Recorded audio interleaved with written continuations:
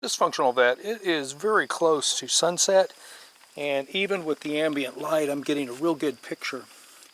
I'm getting ready to put the drill bit back onto the drill and to continue drilling. I've got everything set up. So the first thing I do is I put a 12-inch plow disc, it's a light one, over the hole, and I set my plow in place, my drill bit. Now, I can't back that off anymore. Now what I do is I lower this down onto here and I thread it on. I thread it by hand without running the motor. Having now manually threaded this piece into place, we're ready to start lowering this down into the hole down here and adding more stem to it. We're going to put on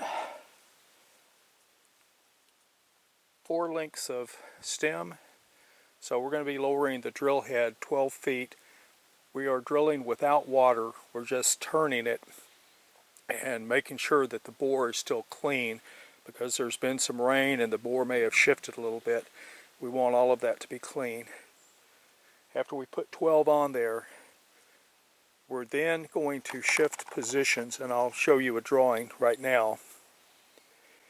In this drawing, what you have is you have the pit, the canal, the bore, and this other spot that you're seeing right here is where we will be setting a cut down tree. That the casing is 2.5-inch diameter, Schedule 80 PVC. The well screen is 20 feet in length. Lifting it and setting it by hand is not a one-person job, so I'll have the scaffolding to help me with that. These are the threaded ends of the pipe. Before I thread them together, I take a wire brush and I clean off the threads, and at the top section I use a circular wire brush to clean out the insides. Now I'm using a product I'll show you in a moment to dope up these ends before I thread them together. Let me show you what I just did on this next section I'm lowering into the bore. If you note, I hand tightened it until almost all the thread was gone. The silver that you see down there is the Loctite metal anti-seize, and it's made by Loctite, no less. So it's Loctite metal anti-seize, and that helps lubricate the threads, as well as helping to, even with the high pressure that's put on these things, it helps them to break free.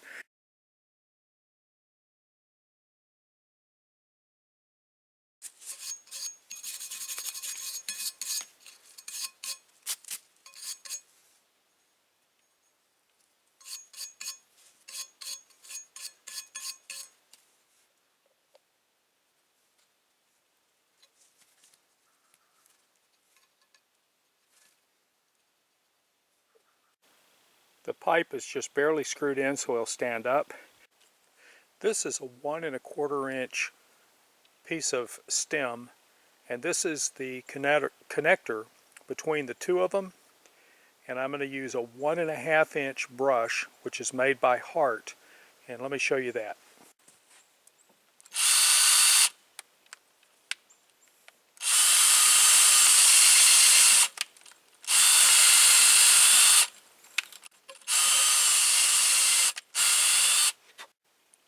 As you can see, the pipe threads look good as new. I have put anti-seize onto the threads of my pipe, and I turn it as I work it around. And now I'm ready to put it into the drill for lowering.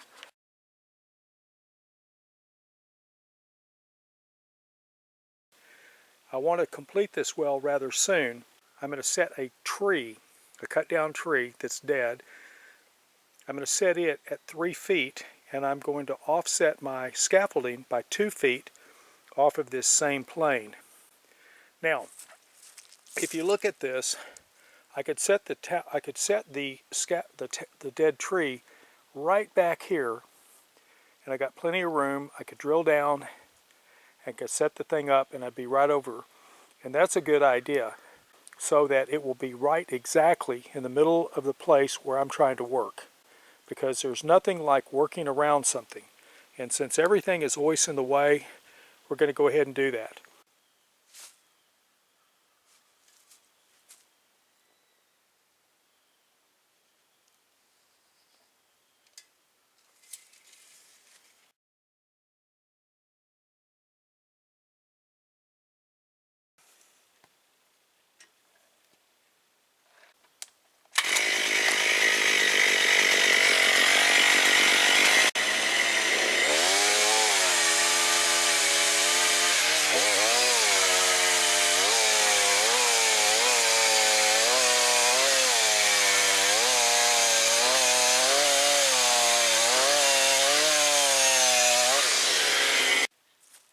If you're working in an area with trees, keep your knees away from that. If you hit a tree root, the auger is going to stop, but the top, which is gear driven, will not. And it will damage your knees, if not break a leg. Let's discuss this earthquake auger because I think it's worth your time to buy.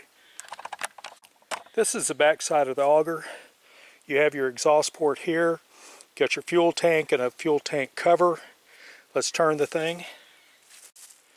We have our on-off switch here, run, choke here, primer bulb here, fuel lines. Now this is the fuel line and this is the primer line. Now your switch, normally open, allows this to run. Closed will shut it down. It shorts out the spark. When I changed the tank, I had problems getting this to run. It had not been run in about 1 year. I pulled the spark plug out, I dried it out, I brushed it off, cleaned it up, put it back in, made sure I was primed, pulled the start, and it fired off on the second pull. I've had this Viper for at least 4 years, maybe 5.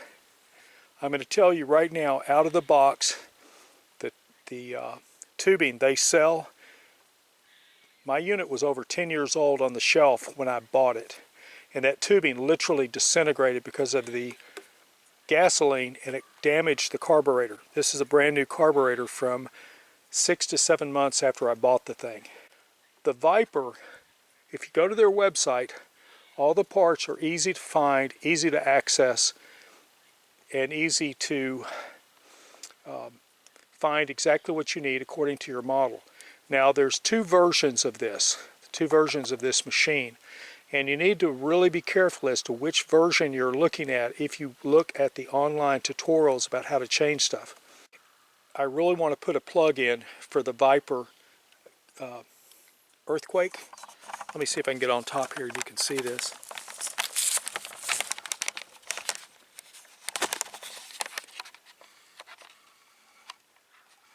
It's a Viper 43cc earthquake, and it is an Echo 43 2-cycle engine. And I do not think you're going to be disappointed if you buy this. This is a one-person auger, and this is fantastic if you have a small property and you're not doing hundreds and thousands of fence posts. If you're doing that, go with a tractor. As you can see, I've cleaned the cuttings away from this. I've put them in the tractor to haul off, and there's not that much because the hole is only about 3 feet. The next step is to go down with a post hole digger and to open this up a little bit. You can see these tree roots like right in here and up at the top. These are small, but if you had a big 2-inch tree root, that auger is going to spin, and if your knee is close, let's say that you had a bad day. As you can now clearly see, that the hole has been opened up to about 9, maybe 10 inches in diameter.